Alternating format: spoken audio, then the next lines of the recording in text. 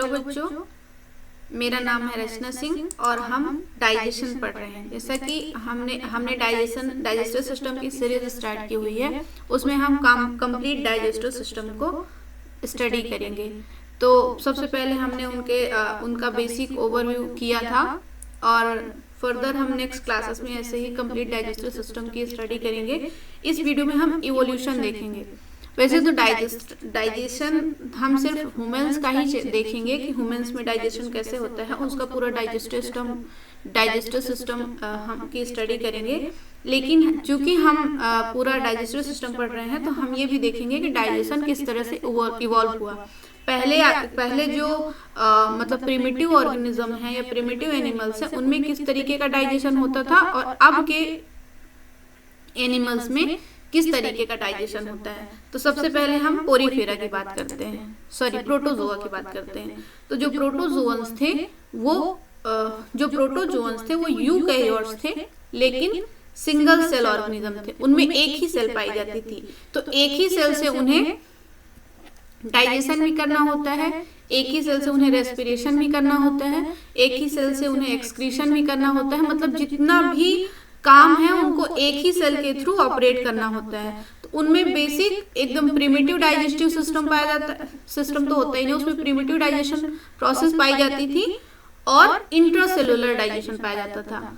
अगर हम डाइजेशन की बात करेंगे तो डाइजेशन दो प्रकार का होता है, एक इंट्रासेलुलर डाइजेशन, एक एक्स्ट्रासेलुलर डाइजेशन। इंट्रासेलुलर डाइजेशन का मतलब होता है कि जब डाइजेशन की प्रोसेस सेल के अंदर होती है। जिन ऑर्गेनिज्म में डाइजेस्टिव सिस्टम या डाइजेशन की प्रोसेस सेल के अंदर होती है, in the cell digestion perform करते हैं, उन ऑर्गेनिज्म में या फिर ऐसे डाइजेशन को इंट्रासेलुलर डाइजेशन कहते हैं। और जिनमें cell out of the cell होती है, सिस्टम के थ्रू ऑपरेट होती हैं, उन्हें हम एक्स्ट्रासेलुलर डाइजेशन कहते हैं। मतलब जैसे हम प्रोटोजोआ की बात कर रहे हैं तो वो है ही यूनिसेलुलर, एक ही सेल है। तो सेल के बाहर कोई काम करने का तो बात ही नहीं बनता है, जो भी उसको करना है वो तो सेल के अंदर ही करेगा।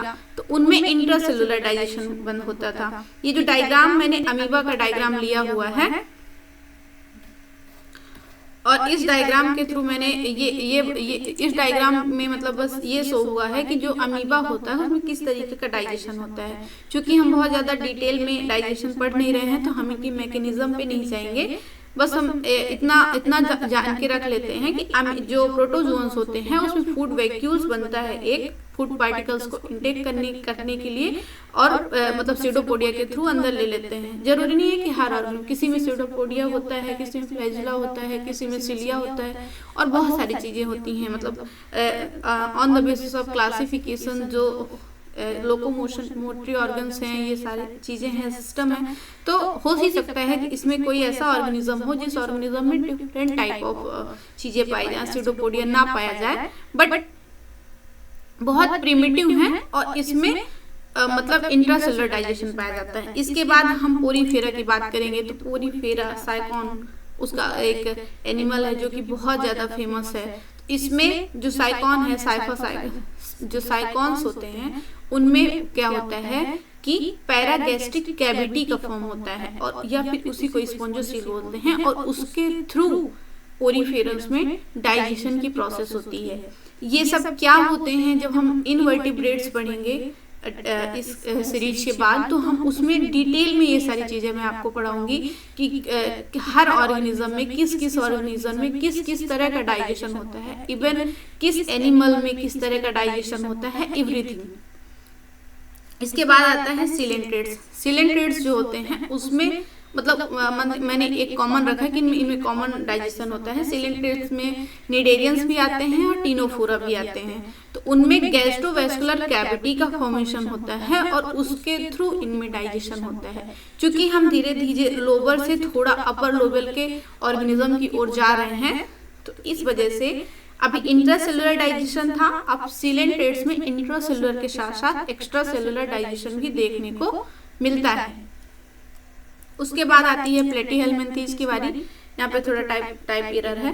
प्लेटीहेल्मिन्थेस में क्या होता है कि उसमें डाइजेस्टिव सिस्टम इनकम्प्लीट होता है। मतलब डेवलप तो हो रहा है धीरे धीरे, लेकिन पूरा डाइजेस्टिव सिस्टम उसमें डेवलप नहीं होता है, क्योंकि हमें पता है ये ब्लाइंड सैक होते हैं, इसमें सिंगल ओपनिंग होती है।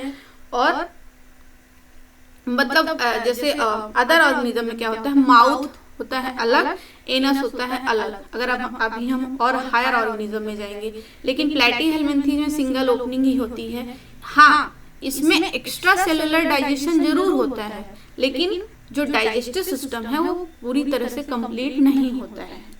इसके बाद आते हैं एस्के हेलमिन्थीज, और एस्के हेलमिन्थीज के बाद के जो हायर एनिमल होते हैं उनमें tube with tube body plan पाया जाता है। Tube with tube body plan का मतलब है कि बेस मतलब उनकी बॉडी में दो छिद्र होंगे, एक माउथ होगा, एक माउथ होगा और एक एनस होगा। मतलब खाना खाने के लिए अलग पोर होगा और जो एक्सक्रीटरी ऑर्गन्स है एक्सक्रीशन के लिए अलग ऑर्गन्स होंगे। ठीक है, ये वेस्ट मटेरियल को बॉडी से हटाने के लिए अलग ऑर्गन होंगे, मतलब एनस होगा। तो इस तरह की बॉडी प्लान को tube with tube body plan बोलते हैं।